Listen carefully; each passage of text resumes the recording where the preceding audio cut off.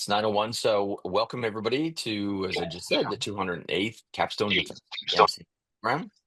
Pleased to have Shauna-kay Williams present her capstone research supporting Canadian organizations in sourcing diverse talent and building inclusive and effective workforces.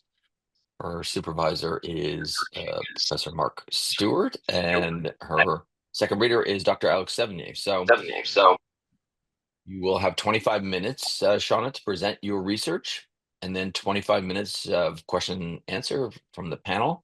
And if we have time, we can always go to the audience. After that, we'll put everybody in a room, and then we will deliberate. So you have 25 minutes, and the floor is yours. Okay, thank you. So hello everybody, welcome to my capstone presentation. Of course, I am excited and I'm really glad that you're all here with me today. So to start,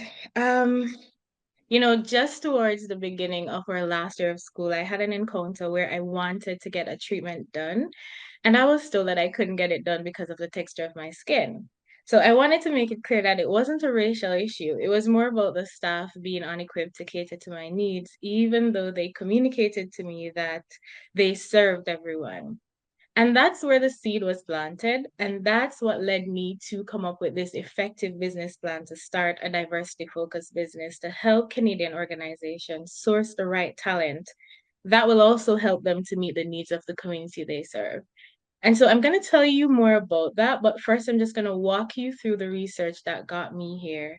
And again, my topic is supporting Canadian organizations in sourcing diverse talent and building inclusive and effective workforces. So how did I get here? First of all, why Canada? Canada is a true melting pot of cultures. We have over 450 ethnic origins, and the most common ones are Canadian, English, Irish, Scottish, and French. And another interesting fact is that racialized groups, they're also experiencing steady growth. And together they make up 16% of the total population. So without a doubt, Canada is rich in diversity. But despite being this rich in diversity, many Canadian organizations, they still seem to struggle to build inclusive workforces and the ones that truly reflect the communities they serve. And so my thesis, it captures that. It's really saying that even today, many Canadian organizations, they're still struggling to achieve true workforce diversity. And the reason this is so is because they experience challenges sourcing and integrating the right talent. So I want to walk you through my lit review. And for my lit review, I looked at published work in diversity, equity, and inclusion. I also looked at diversity recruitment. I looked at talent. And I also looked at workforce development in Canada, and that also extended to the Canadian labor policies. And I looked at diversity, workforce diversity. So, my colleagues, you'll remember when we first started this program and we were introduced to lit reviews in 7-Eleven, and we were just reminded of their importance and how it will help us to understand and frame our own research. So, given that my study focused on Canadian labor force, I wanted to prioritize research conducted in Canada, but still consider the broader DEI studies. Now, a few months ago, DEI wasn't dominating conversations the way it is today, but this made it even more important to clearly define DEI in recruitment. And what this refers to really, it's just the strategies that ensure fair access to opportunities, ones that address systemic barriers and create workplaces where diverse talent is valued and empowered. Diversity also includes race, difference in races. It includes ethnicity, gender, and abilities, and other characteristics as well. And equity focuses on the fair opportunities for all. So while I was doing my research and my lit review, it revealed that the DEI strategies vary across organizations. Like some organizations, they took a more proactive approach, and while others, they remain reactive. And there are other things to consider, like the practice of using affinity bias, and that also shaped the way organizations approached DEI objectives. Mhm. So the lit review also gave me a closer look on the way organizations approach diversity recruitment.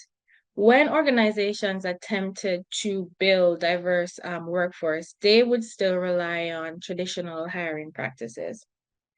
They would also use, outdated recruitment strategies. In addition to that, practicing affinity bias, and they would also have the generic DEI policies. So what this does is that it makes the organization itself, it falls short. And these limitations, they restrict true diversity and reduce opportunities for underrepresented groups to be meaningfully included in the workforce. Now, when a diverse talent gets the job, getting the job is one thing, but how do they sustain it? So just looking back at the items that, that came out, it showed that to sustain a diverse labor market, organizations have to have proactive recruitment strategies. They should promote equitable career growth. They should also have a true commitment to inclusion. So essentially, hiring the talent, it's not enough without having the active inclusion strategies and retention strategies to help diverse talent integrate and be part of the organization itself. Some organizations will go on to have leadership that resist mentorship and professional development, and this will also hinder workplace inclusion.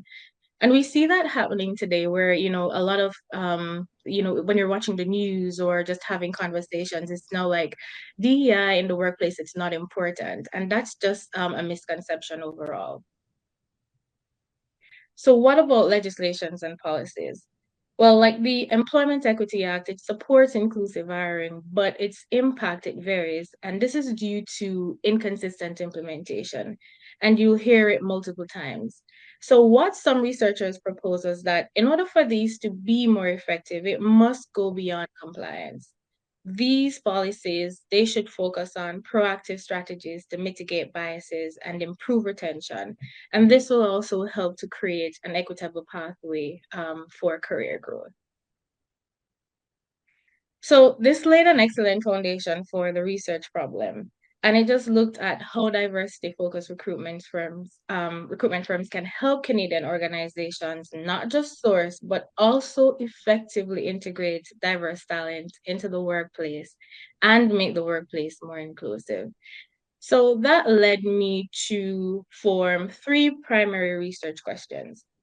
Research question one looked at how traditional hiring methods and systemic barriers influence workforce diversity. And our Q2, that explored how the lack of diversity focused recruitment and retention strategies affects the successful integration of diverse hires within the organization.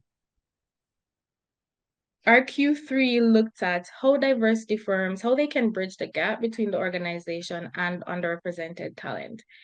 And when these questions came together, they assessed the challenges in recruitment, the risks of not having targeted DEI strategies, and how recruitment firms can actually help businesses become more inclusive and help the workplace to foster retention. When I conducted the research, I used a mixed methods approach and I combined quantitative and qualitative data. The primary data that came from semi-structured interviews, which captured the first-hand insight from industry professionals. And these were owners and managers of recruitment firms, and there were also job seekers as well. The secondary data consists of quantitative analysis of public data sets, and these provided the measurable trends in recruitment and workforce diversity. So by putting these two methods together, the study helped me to examine both the measurable impact and then the lived experiences of those who are navigating the process. So I wanted to walk you through my results. And a major finding for our Q1, it spoke to the systemic barriers and the biases that continue to hinder the recruitment of diverse talent. And there were 6 top factors. The first one, as you see, it's name-based discrimination. The second one was just a dismissal of foreign experience, which limits the access to qualified candidates. Another one was just using outdated application tracking systems, and this reinforced bias rather than help to improve equity. There was a consistent use of narrow searching strategies, and it created a false perception of a lack of diverse talent. And then there were resource constraints because smaller organization, it constantly came out that they didn't have enough resources to invest in diversity focused recruitment strategies at all. So sometimes they just forego that. Communication gaps between where the organization wants to be and where they want to be as it relates to DEI, and just being able to foster that also created barriers for true integration. So as a diverse workforce seeks lucrative employment, these challenges, they create a gap and they serve as key barriers in diversity recruitment. They're really strict and hard hiring systems, and they have a heavy reliance on using automated tools that exclude candidates without the non-traditional career paths or the international experience. There was one participant who spoke about how she found the workforce or just like the interview process to be so inflexible. You know, she mentioned, she described a scenario where she was disadvantaged or she felt disadvantaged because she had parental responsibilities and she also had a disability. So the lack of clear recruitment policies often lead to inconsistent and subjective hiring decisions. And I mentioned earlier about the struggles or the challenges that smaller organizations have. One of the participants, who this person managed one of the largest job banks in Canada, he said that enough is not being said about the lack of unconscious bias training within organizations. And he also mentioned that this is leading to inconsistent DEI efforts across organizations. One of the things that he also noted was that there was a lack of accountability across organizations and that it was hindering the progress of equitable hiring. And just coming from him, that was really significant. Now, when I looked at the public data set on the employment participation rate, especially for persons with disabilities, it just showed that they face a lower labor force participation. About 30% of people with disabilities, they remain outside of the workforce due to the barriers that they're experiencing. Um, and while the visible minority group, like they're showing a marginal increase over the years, there's really still much to be done.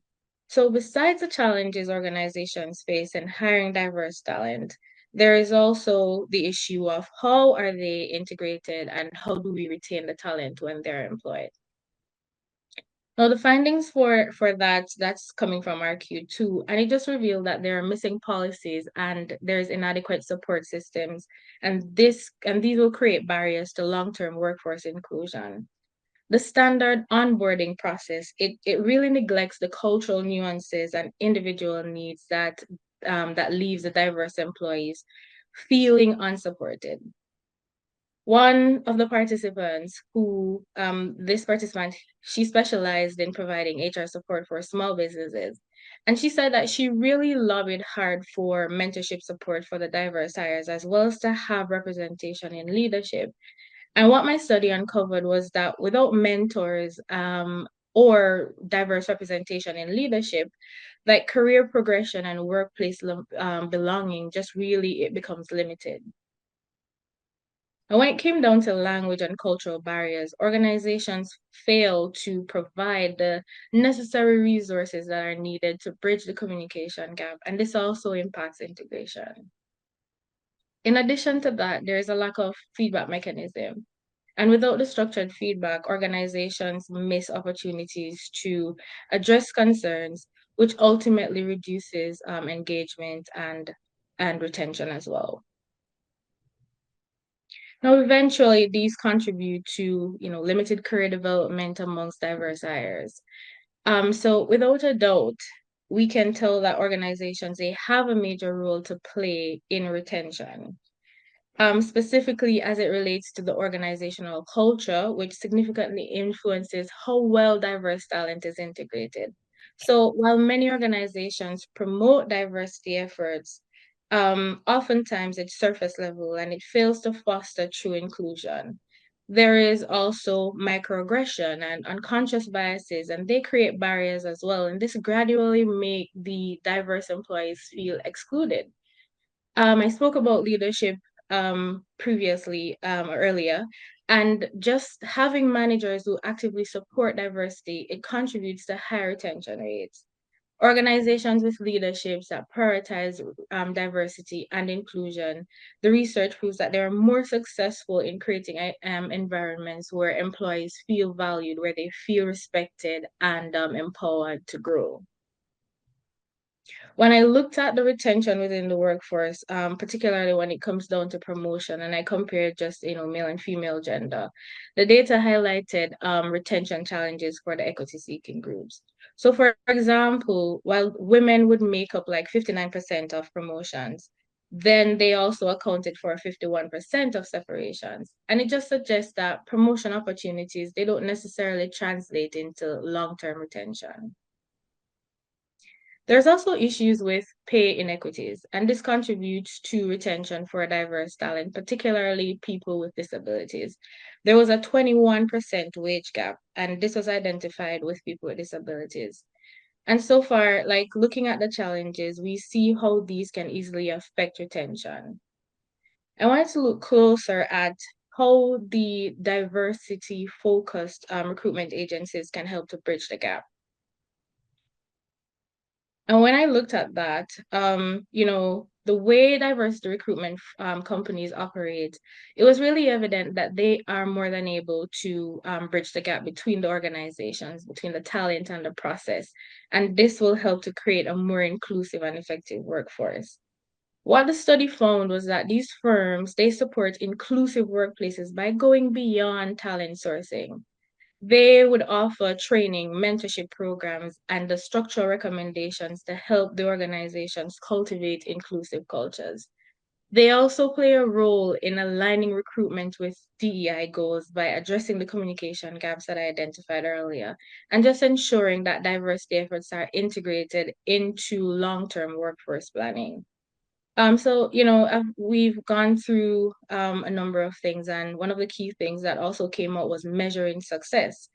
And this principle also applies here in recruitment as well. Diversity focused agencies, they track key metrics such as diverse hires, retention rates, and they look at the candidate's experience as well, allowing organizations to be able to assess the progress and then refine their strategies as they go along. They are also really good advocates for structural change, and they help to promote policies that eventually, play a key role in helping the workforce. Finally, they contribute to continuous improvement. So by gathering the feedback from both the candidates and from the hiring managers, they help the organization to better refine their recruitment process and enhance the workforce integration. Ultimately, the gaps identified earlier, such as the biases, the lack of the structured onboarding and limited retention strategies, these can be addressed through diversity-focused efforts and particularly diversity recruitment firms. These solutions, what they do is they create fair opportunities for diverse talent, not just to secure employment, but also to thrive in inclusive workforces. And this will actively support growth and retention. When I looked further at RQ3, one of the things that came out, or one of the things that came out was that we needed to have out of the box recruitment strategies. And it just meant that you were not relying overly on the traditional methods, such as using the generic job boards and just hoping that the diverse talent will come to the job. There always seems to be a disconnect between the organization and the underrepresented talent pools, and this results in missed opportunities. The research also underscored the importance of having community partnerships that demonstrate, collaborating with grassroots organizations and how this would help to improve access to non-traditional talent sources to better foster inclusive hiring practices. Additionally, there was the use of AI powered tools to help recruitment. And these were very good in helping the talent to achieve the first step of even getting an interview. So what did this study reinforce? I've learned throughout this that many Canadian organizations, they struggle with achieving true workforce diversity, and they face significant challenges in sourcing, integrating, and just helping diverse talent to become more involved in the workforce. Now, historically, businesses, they only self-reflect on their diversity when social issues bring attention to workplace inequities. And whether that is happening in Canada or the US, it's really a reactive approach, and it limits inclusivity, and it weakens the connection with the diverse communities. So to move forward, organizations must move beyond the traditional practices. They must move beyond any sort of strategies that reinforces systemic barriers like the name-based discrimination. So some organizations will say, we want the right candidate, but what if that candidate is from the LGBTQ plus community? They perform drag and maybe a rapper for sick children in their spare time. Having a strict screening process, it creates a false perception of the available of talent, because people like that will be filtered out of the job market, and they're basically not fitting the outdated hiring norms that are there. So when you have the AI driven tools, they show a promise in reducing biases like this, and it shifts the focus to skills based assessment and behavioral traits rather than the superficial factors like, a name or an accent. So even though AI helps though, there are still the subjective biases that resurface later on in the hiring process. And this reinforces the need for structured bias awareness training and just having inclusive hiring policies to sustain meaningful progress. Retention challenges persist even after diverse talent is hired. And the findings suggest that diverse employees, they often experience isolation, and the organization itself, again, just they lack the mentorship programs to support their growth and development. The systemic barriers like the devaluation of the foreign credentials, again, they continue to limit opportunities, and it forces skilled immigrants into underemployment and just the underserved population as well. Now, when you look at organizations that adopt holistic strategies, integrating recruitment and retention and workforce development, we see significant benefits from that. By implementing inclusive screening process, they reduce the biases in application evaluations. They ensure fairer hiring practices, and they establish the programs that are needed to help the diverse talent become part of their organizations. So with that, I'm really, excited to tell you more about Diverse Recruiters Inc.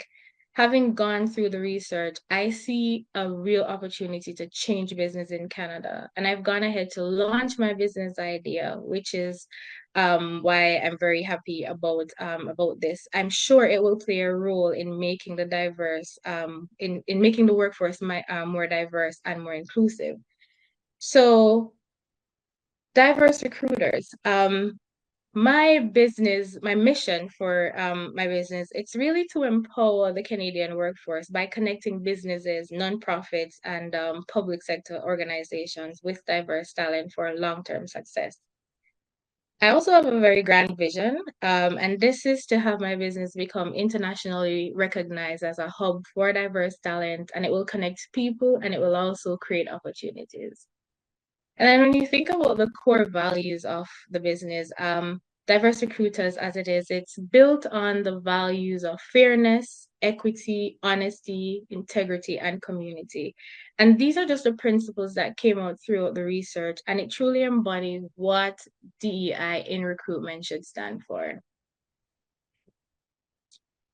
Now, my business is uniquely positioned to address gaps in diversity recruitment, but like any startup, it will come with its challenges.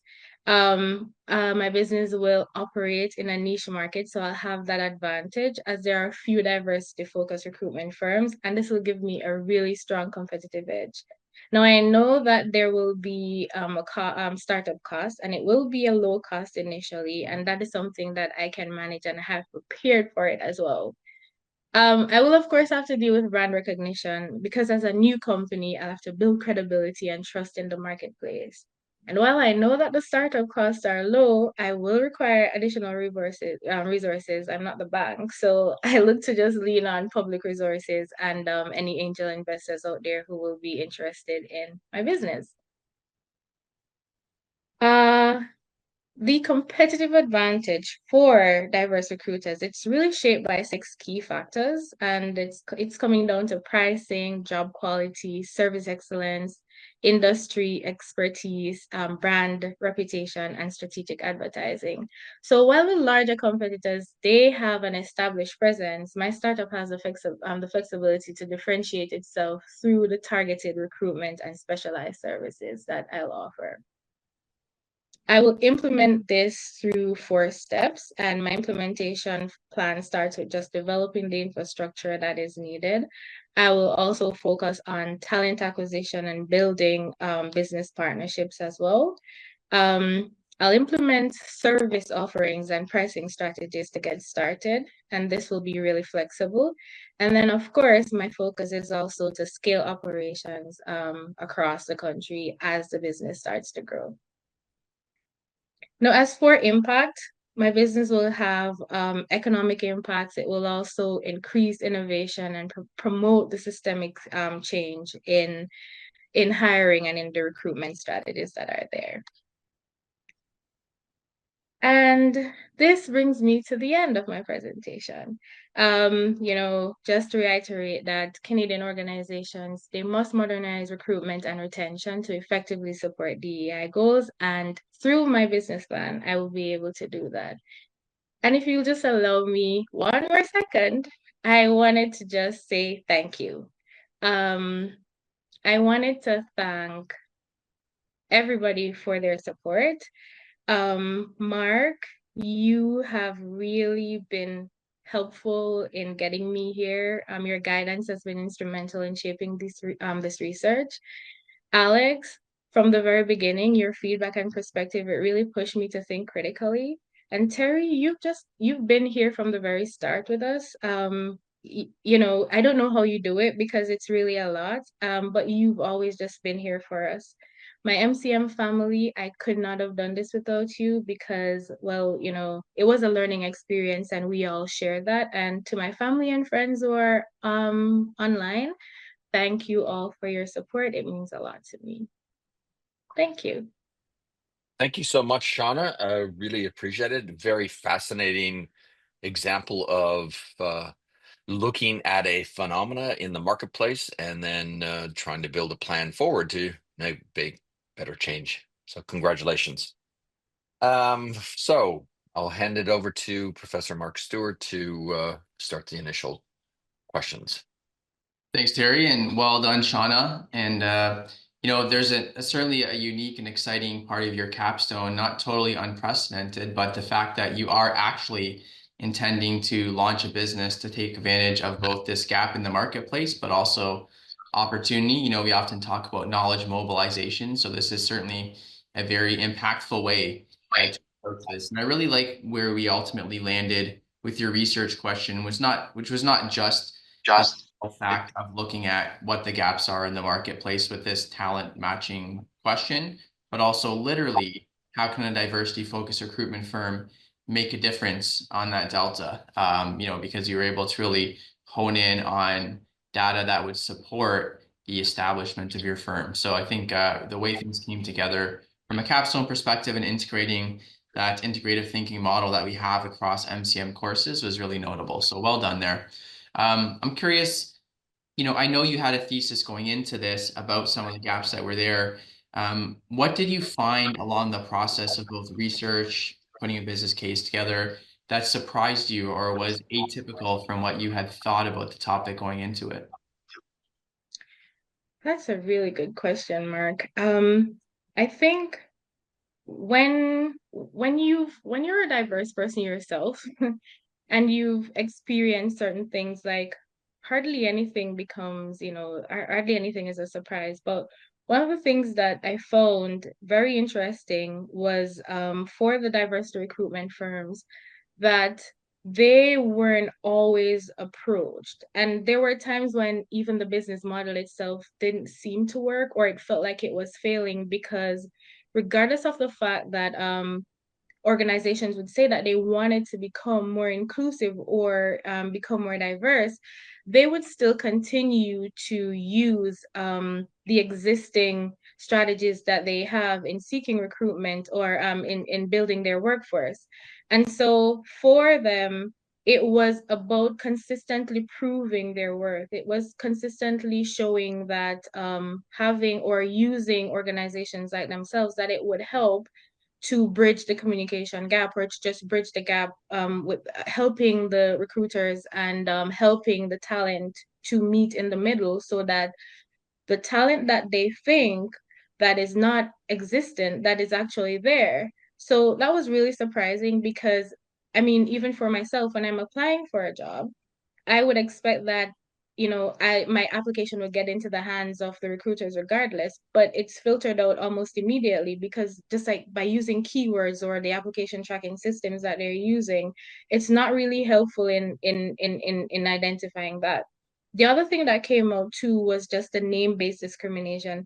I mean, it's not new, but it's also something that I never thought about. I didn't think that if my name was African, or if it sounded too African or anything like that, that it would actually stop me from moving along the pipeline.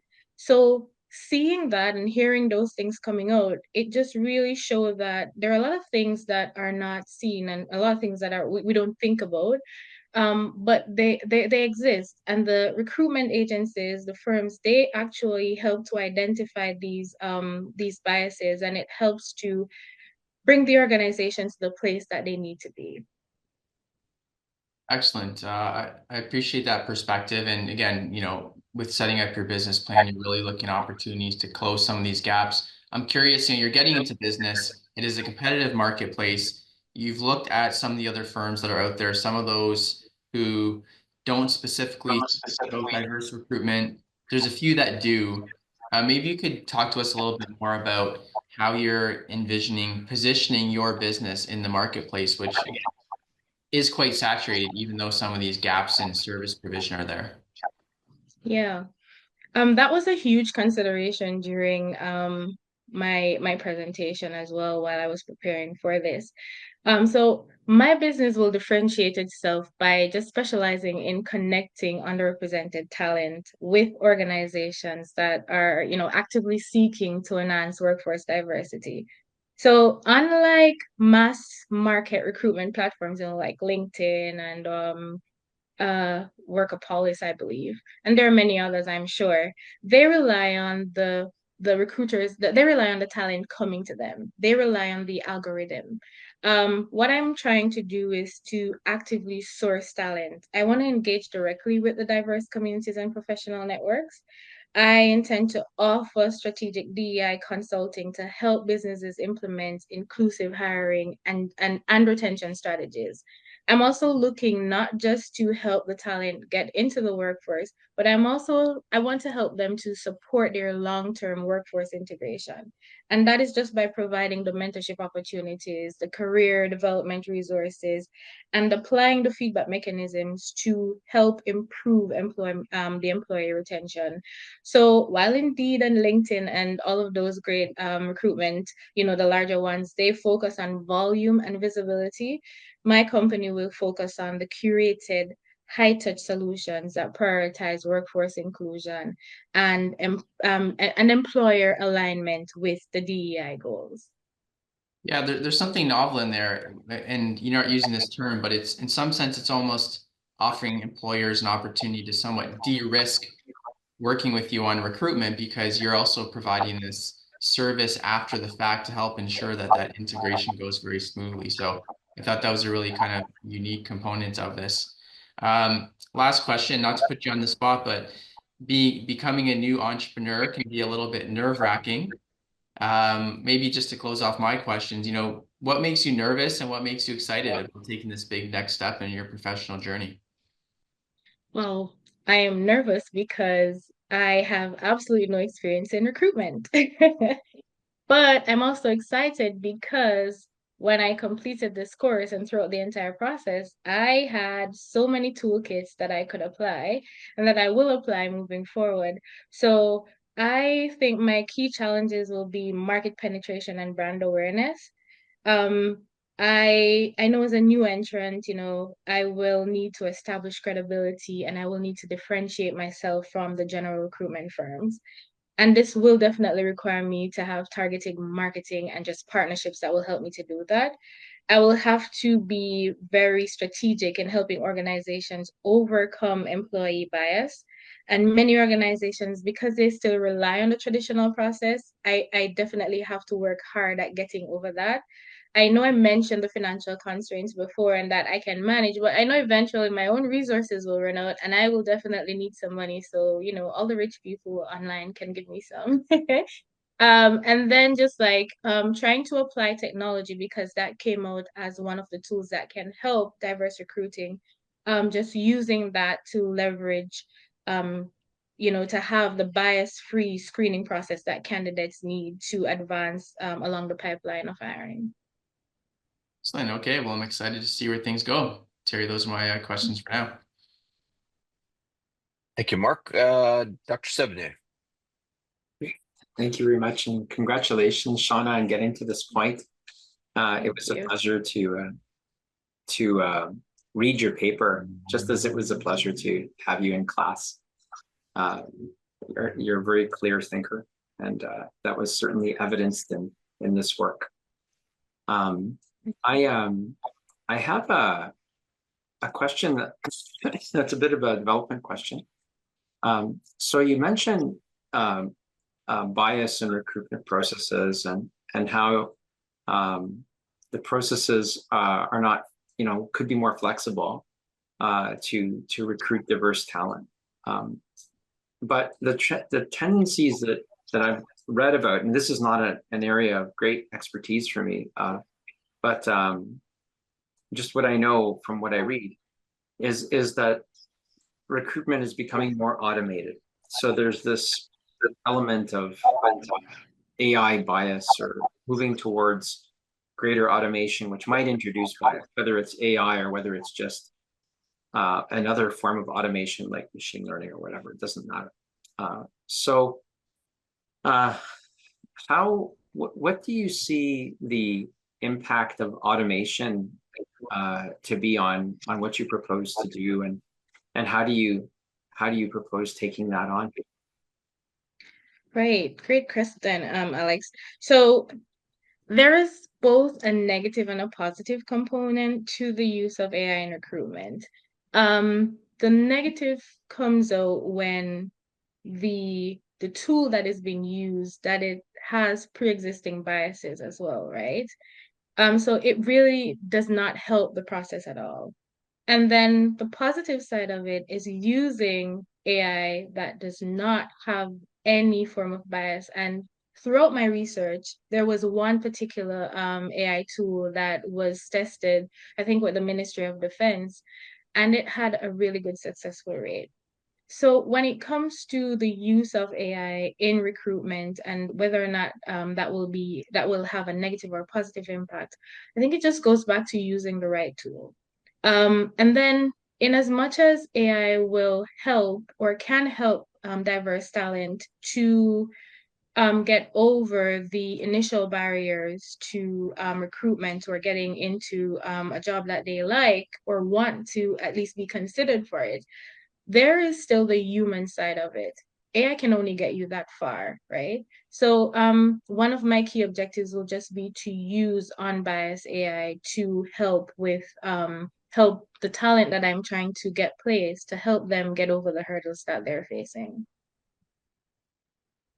I hope that answers your question.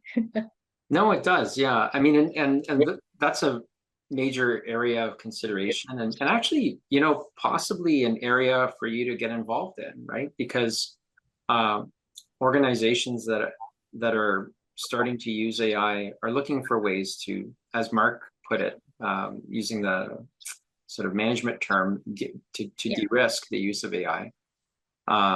So that it might be something for you to look into, might be an opportunity for you. Yeah, so my my next question has to do with interviews. So how did the interview recruitment process go, and what were some challenges and some opportunities that you found just in the the process of recruiting interviewees? Do you mean for my research? Yes, for your research, yes. Oh, okay. I was very strategic in terms of choosing the participants that I wanted. I know that I needed to have participants who they've been actively involved in diversity recruitment, and there weren't many of them, so my list was really narrow. And once I started to speak to one, they just started to refer me to other diversity recruitment firms or organizations that they know about. And it was really funny that one person, she wanted to be connected to another firm in North America, but they just weren't responding to her. And she was like, if you were able to talk to them, tell them to talk to me because I'm really good people. So already it was about the connections and building the partnerships. And from there, they all came together. I also used their websites as well. And where I could send direct messages to them, and I spoke directly to the recruiters. And as soon as they heard the research topic, they were really interested in getting their voices heard. They really wanted to be part of the research. I didn't have, like, as soon as I reached out, I had an immediate response within an hour or so of getting my email out to them. So getting them on board was really easy. I didn't find much challenges in doing that. I did find that each individual, each manager, they had a different approach or a different thought. And one of the things that came out was that, especially when it came down to where Canada is now in terms of, immigration.